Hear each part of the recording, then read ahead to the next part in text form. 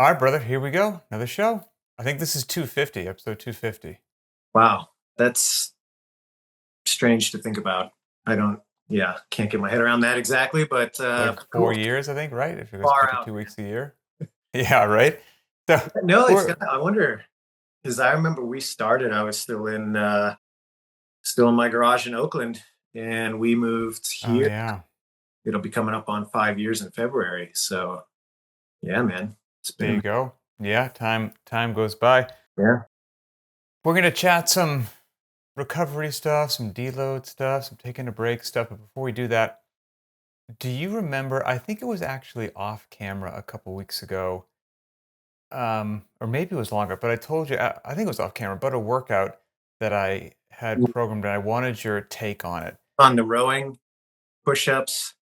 No, no, Yeah, it because I want was, to know that one again because I was trying to remember that one. I was talking to a friend about it. We're like, oh, that'd be a great Christmas break workout. It was 2 rounds, I think, of row 750, 50 push-ups, a farmer's carry, and so oh, that sounds oddly familiar. I'll have to look at my brain's mush right now, but I'll that's all get good. that for you.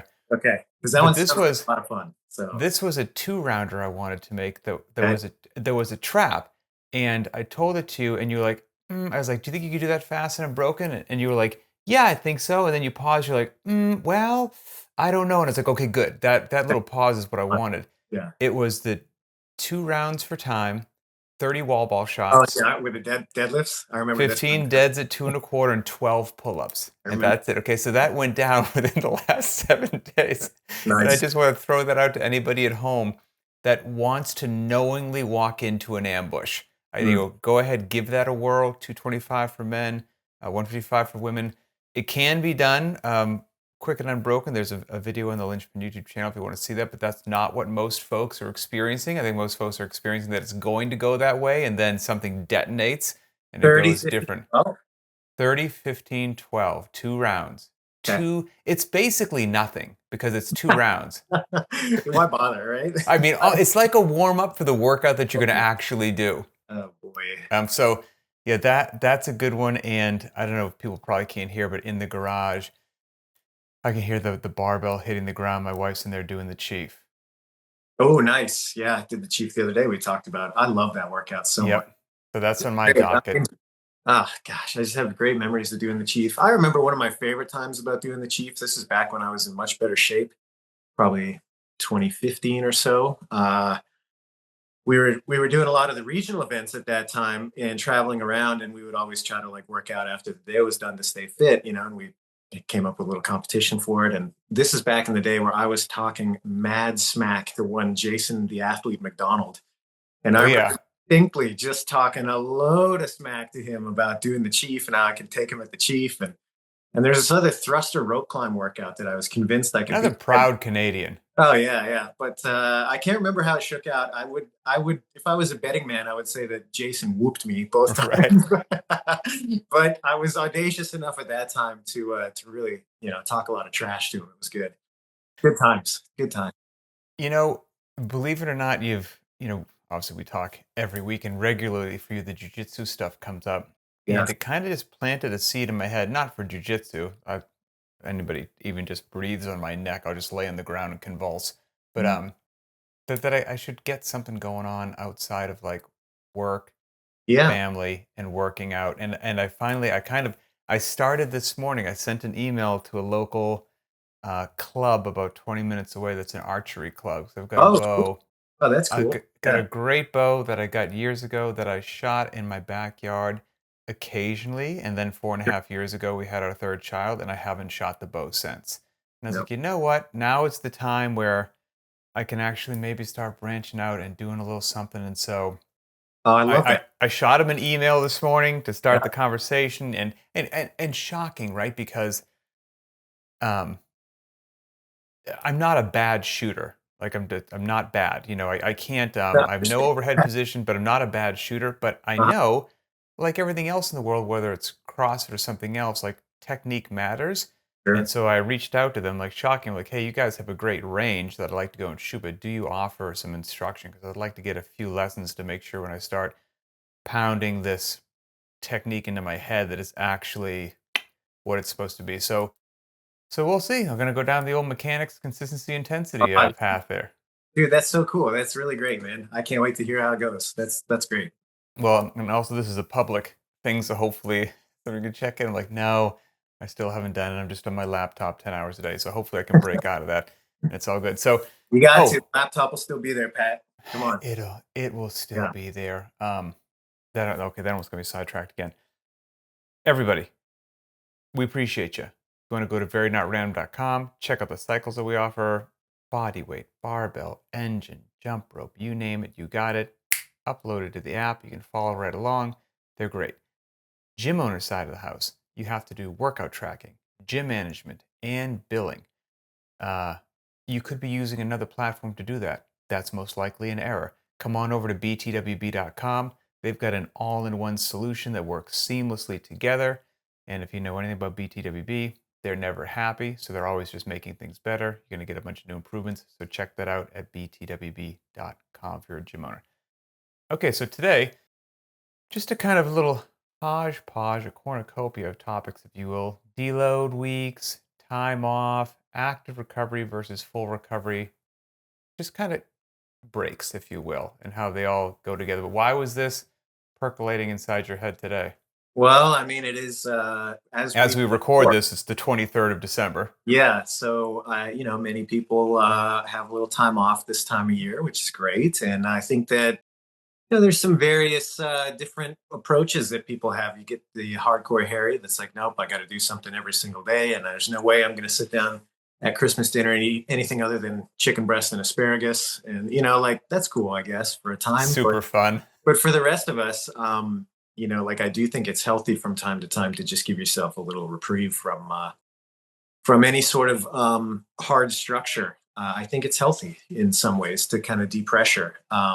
Now, you can always argue that if you're the type of person that a couple days is going to make you fall so far off the rails, it'll take you 6 months to dig yourself back out. Okay, fine. You got to know yourself in that regard. But I think for the rest of us, it's important to have those kind of ebbs and flows, if you will, especially if you're going to be in it for the long run. And I look to the sporting world. It's interesting to me that if you go to almost any sport on earth and you look at the natural cycle that it progresses through, you'll have, a preseason, a season, a postseason, and it'll kind of cycle around. And there's different expectations at different times of that year in that sport. And, whether or not you think CrossFit is a sport, whether you pursue it as a sport, I think that's irrelevant. But what is relevant is that you can't go 100% full tilt, expect the best out of yourself 365 days a year on this linear trajectory. That just ain't happening, at least not for anything more than like the initial beginner period. That is so true. And there's two camps of people: those that have realized it and those that will realize it. Correct. Yeah. And hey man, I mean, like us talking about it, I feel this about so many things in life, Pat, that there's a limit to each individual's ability to uptake and listen to mentors and that sort of thing. At a certain point, you got to do it, and then you learn, and then you're the one trying to teach that to somebody else, and they won't listen, and the cycle of life Well, continues. they think that they're the special That's unicorn right. that it doesn't apply to. Yeah. A quick sidebar. No, I might have told this story on camera before, but it's telling to this because I'm sure there are people listening to this who are like, "Yeah, speak for yourself, you sure. old idiot. That's not going to be me. I'm different." Gotcha, cool. I actually remember thinking like that.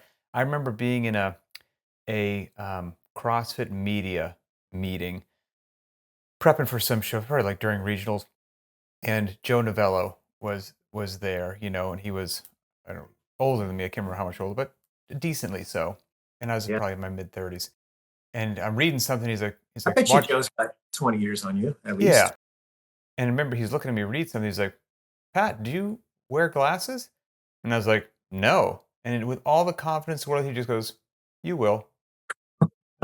And it wasn't even like an insult. It was just like, Listen, and I've been and I there. remember being like offended. It's like, what are you talking about, man? Like you have no clue. Anyway, Uh, here are my glasses. that's And awesome. so point being, I'm sure there's people listening to this. You're like, no, man, I've been burning it down for years. Everything's going great. Yeah, linear trajectory. Sorry, it still looks like, the stock market during a boom session. And that's how it's always going to be. Okay.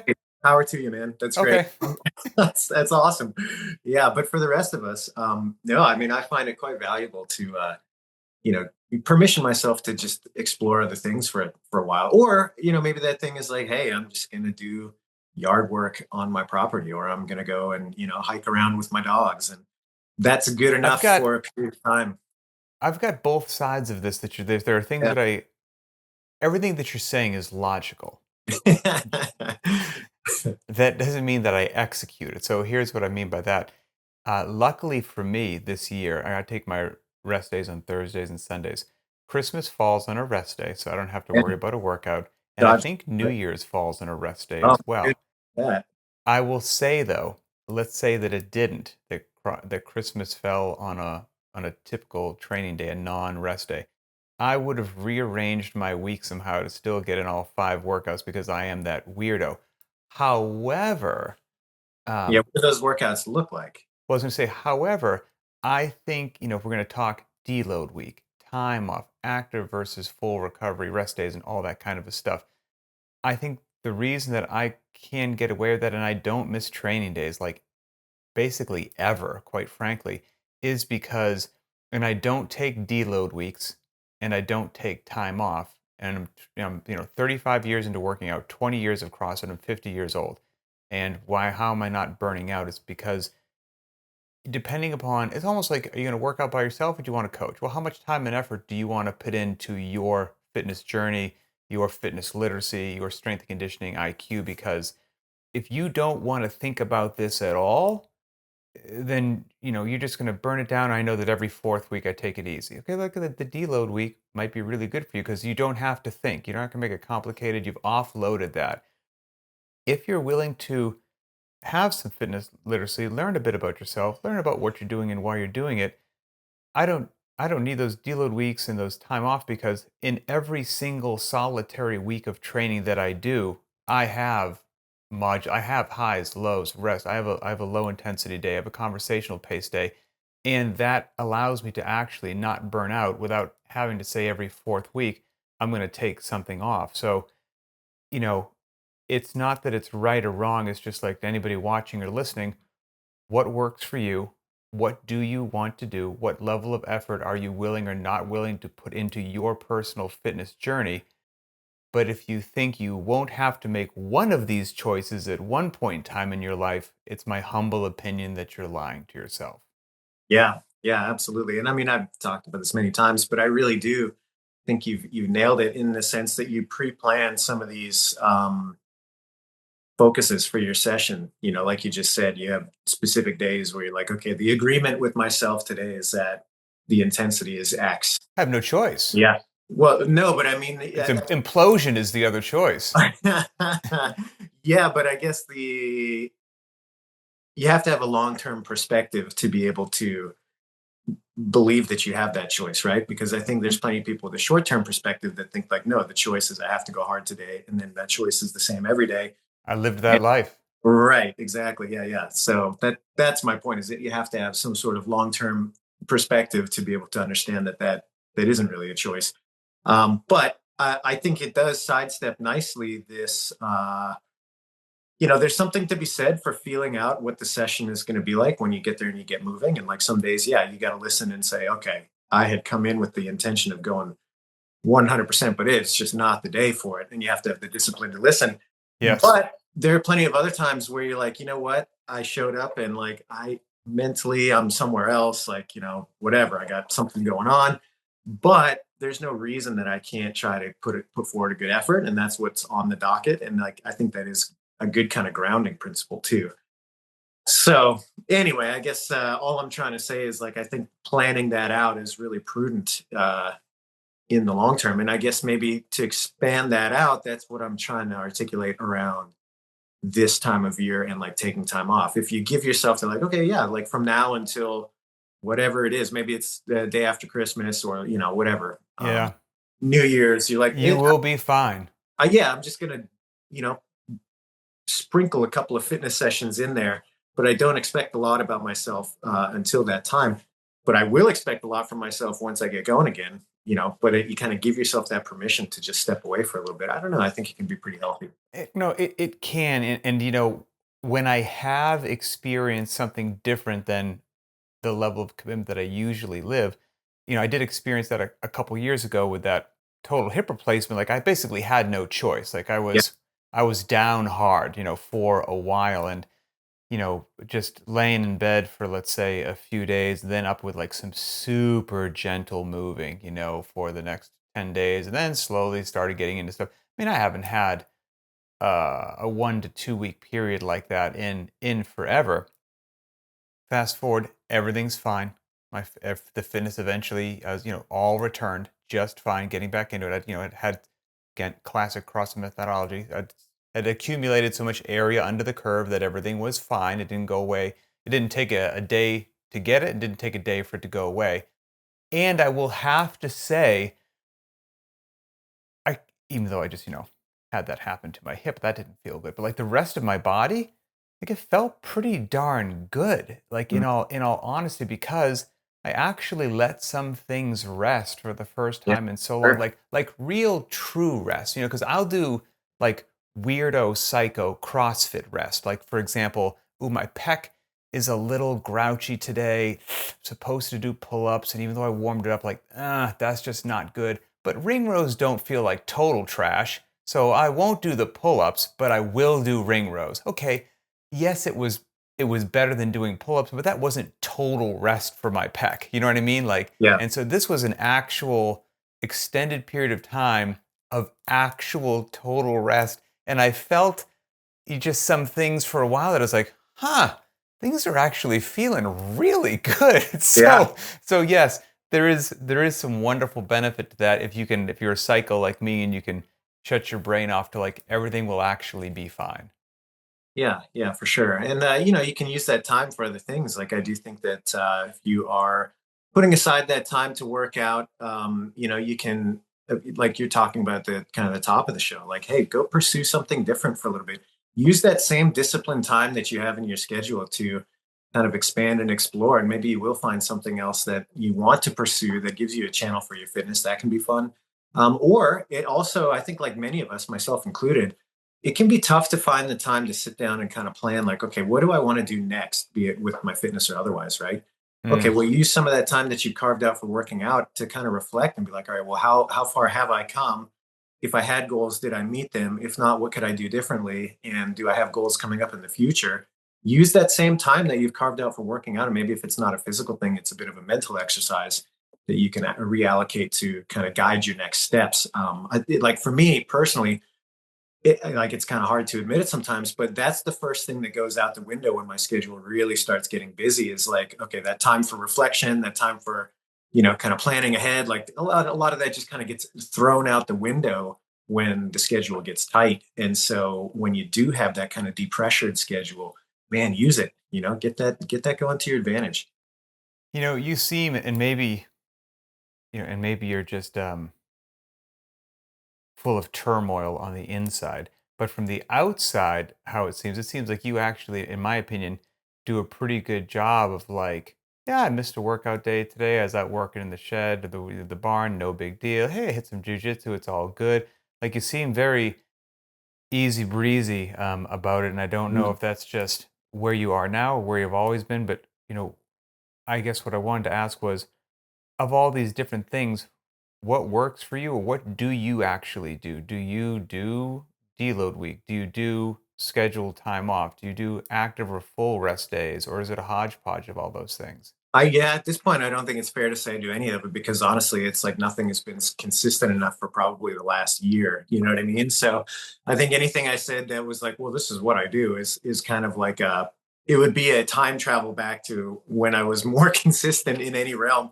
So these days, I mean, to be quite honest, yeah, I'm a little nonchalant, and it used to be something that I had a lot of a harder time with because, like yourself, it's like, you get into the consistency of it and it can be kind of consuming in a way. And I've kind of gone honestly, I think I've gone too far the other direction where I'm like, all right, I need a little more discipline and like a little more consistency. But what I'm trying to say is that it is nice to kind of be a lifer. I joke about this with some of my jujitsu guys too, where I'm like, hey, like it's going to ebb, it's going to flow, but you can't get rid of me that easy. Like I'm going to keep Mhm. showing up. And it's the same thing with CrossFit, right? Like yeah, okay, I'm not that consistent. I'm not that fit right now, but it doesn't really freak me out too much because I know that it'll come back around again. I'll go through a period of time where I am really disciplined and really back on the loop. And honestly, like that pendulum, I just need to swing it the other direction. Hey, Uh, starting a new year, if you did yeah, hop in the yeah. time machine where you were far more consistent with your training, what did you do then? Was it a modulated intensity? Was it just active? Was it just full Well, rest days? Did you take some dedicated time off? Or was it, burn it down every day? Okay, I need a break. Like, what was it then? honestly, when I was at my fittest, I would say that my most important thing was to train when I could, because also when I was at my fittest, I was also on the road a crazy amount. I mean, you can relate to this when you were doing seminars and working for CrossFit. There was a period of time there where, man, it was just like 3 out of 7 days a week, like 40 to 45 weeks out of the year, you are in a hotel somewhere. Mm-hmm. And so my mantra at that time was train when you can. If the opportunity arises and somebody's going to get up and do a workout, do it with them. If somebody's sticking around and training after the seminar, do it with them. Yeah. Because you will get caught in an airport somewhere. You will Yes, have a sir. couple of days that just sideline your training and like you'll be forced into some rest days. And so that worked out really well, but also circumstantially, like I said, it would force some rest days that may or may not have fit in with your perfect program. And so if I had to kind of extrapolate that and say, hey, what worked really well? It was like, well, yeah, having a couple of dedicated rest days worked really well, whether they were dictated to you or not. Like that was the jam. Um, so yeah, I think that what you've got where you're talking about you have a Thursday and a Sunday, and those are basically off. Mm-hmm. Like that resonates. And that I think if I were to go back and really look at like training logs from that time, it wouldn't be Thursday and Sunday because of the inconsistency of the days I was training. Yeah. But there would be those days off every week that were just blank days, whether they were chosen by me or otherwise. And I think what's Yeah. interesting is plenty of people who get into CrossFit probably have a certain mentality. Mhm. Um, they can get addicted to fitness. They can get Oh addicted yeah. to the burn. They can get addicted to the pain. Like they can get addicted Or, to all or that stuff. positively like addicted to like seeing your crew and like, Oh, a want to hundred go and have the percent. social outlet and all that too. But I was going to say, depending upon, whether you're 25, 35, 45, 55, or 65, that plays a role. Um, because the earlier that you are on that spectrum, the more you can get away with, evading some of the laws of biology. But at a certain point, it's going to come into play that all that hard training that you do, whilst beneficial, a lot of the actual adaptation and improvement that occurs inside your body happens when you're allowing your body to rest. And so, if you're Yeah. never actually allowing your body to rest, you're putting in a ton of work and you will absolutely get some benefit and adaptation from that. But it might be a hard mental switch to realize that you could actually, maybe, depending upon what phase of life you're in, get more adaptation and more benefit by not training on a particular day, by taking your foot off the gas every now and then, so that your body can get that adaptation. Then you show up the next day, ready to burn it down again. Sadly, I can't give anybody an equation for when they should start, implementing that into their lives. It just depends.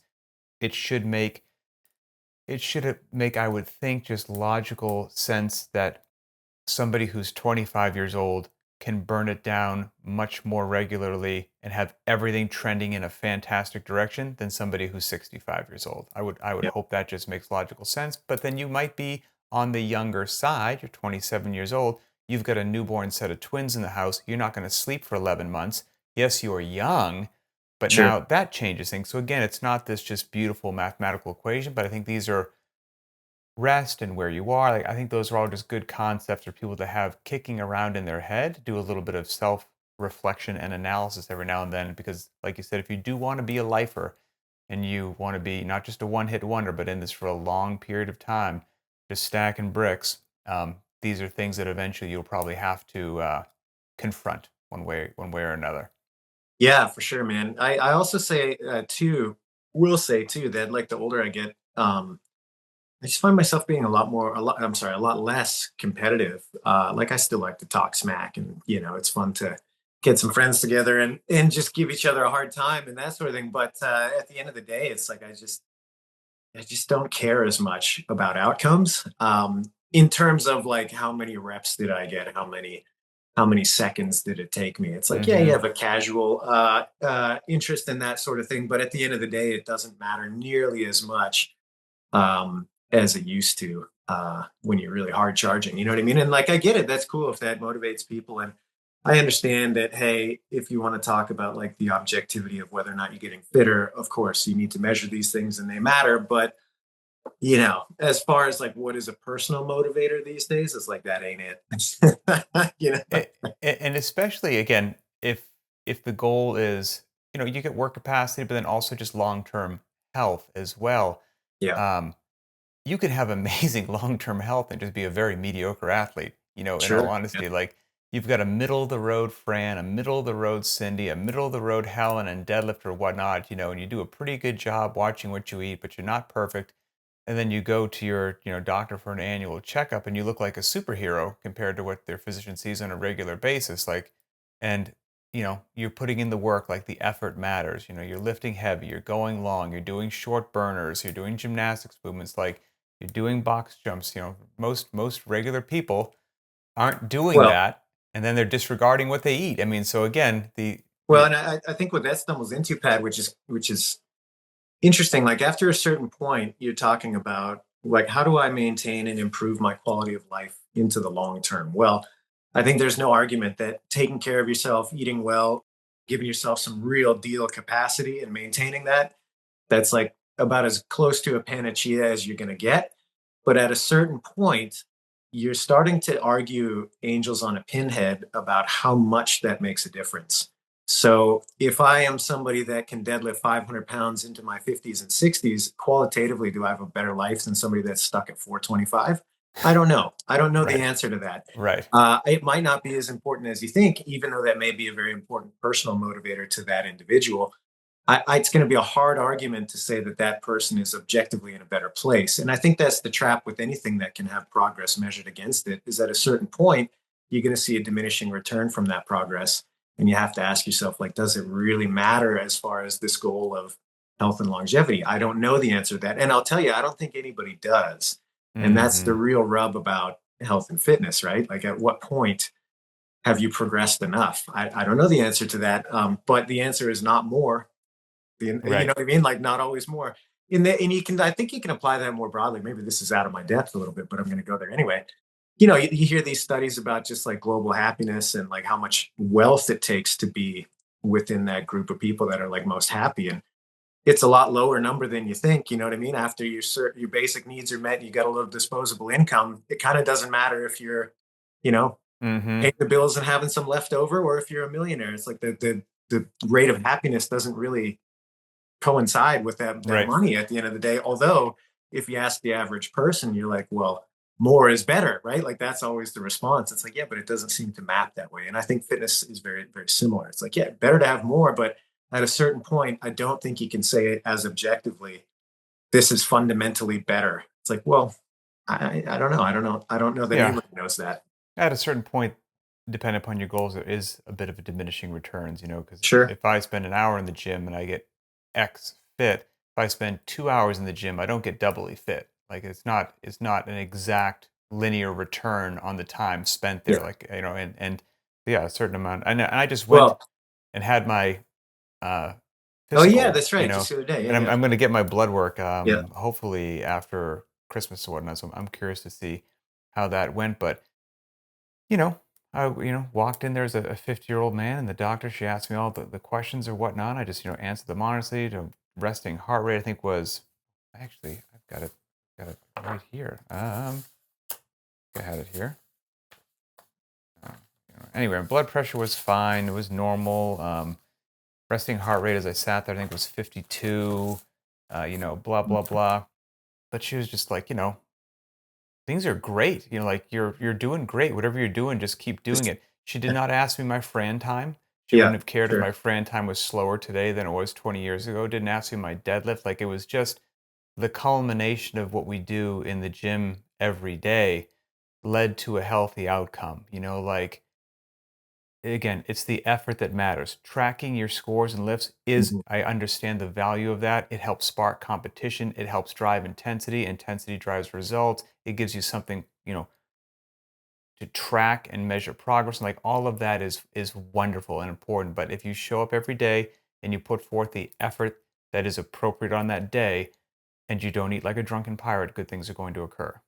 Yeah, for sure. Yeah, and I guess to kind of finish my thought there, what I was getting at too is like as somebody approaches end of life, I think that there is this belief that if I am fitter and healthier, I can kind of dictate when that end of life moment happens, which is crazy. I mean, none of us get to make that call. Well, I guess some of us do, but you know what I'm saying? That's kind of Hmm. dark to go there. The But for most people, it's like you don't get to dictate what that end of life is, but what you can have some control over is like what can you do up until that point, right? And I guess as you get into that later stage of life, like I don't think it's that impressive if you have a. I mean, it is very impressive to have a 3 minute Fran or whatever, but I don't know that it's qualitatively making you that much better off. And so when you're younger, again, like yeah, it's important to have and maintain these things. It's important to have that basic functionality preserved as long as you can. No argument there. But don't get sold into the trap of like, well, if I can hold a 3 minute Fran for a couple more years, that means I get a couple more years added on to my end of life. It's like, yeah, it doesn't work that way. If that was Yeah. only the case. I will say, maybe one of my closing thoughts for full transparency is, well, when I do take my rest days, I love my rest days, Mm, and my lazy self comes out. I don't want to do anything. Like, sure. I just want to Yeah. relax. The only caveat to that is if something over the previous day's training really just like burned my biscuits or something like that, as I get a standing desk here, and as I stand and like work during the day, I might like once an hour do like 5 air squats or something and shake Mm. my legs out, Keep like it moving a a little little bit bit. of actual like movement. Yeah. It's far, far, far from a workout, but just a little bit of movement. If something is a little extra toasty, I find at the end of that day, actually, I feel much better than had I not done anything. Yeah. Yep. Yeah. But Right that's on. about it, really. Yeah, that's my take on that. Yeah, I don't have much else beyond that. I feel like we've talked about this not just on this episode, but I think it's a theme that's run through the show a few times now. So yeah, you guys have Yep. some time off over the break. Don't be afraid to indulge. Just don't let it be every day forever. And I'll keep you posted if the archery actually happens. Yeah, it'd be Uh, good, man. I hope so, man. I hope so. Well, hey, if anybody has topics, ideas for a future show, or thoughts about this, deload weeks, do you do them? Do you not do them? Are they necessary for CrossFit? Are they just necessary for like a lifting protocol if you're lifting heavy all the time? Do you take full time off, active recovery, full rest days? What works for you? Post them. Find the show on the btwb YouTube channel. Thoughts about that, thoughts for future topics, guests, the whole 9 yards. We read all that. You can go to the Very Not Random Instagram account, post a public comment, or send a direct message if you want to be anonymous. That all makes its way to us, helps drive the show forward. So for Adrian Bosman, I'm Pat Sherwood, and we will see you next time.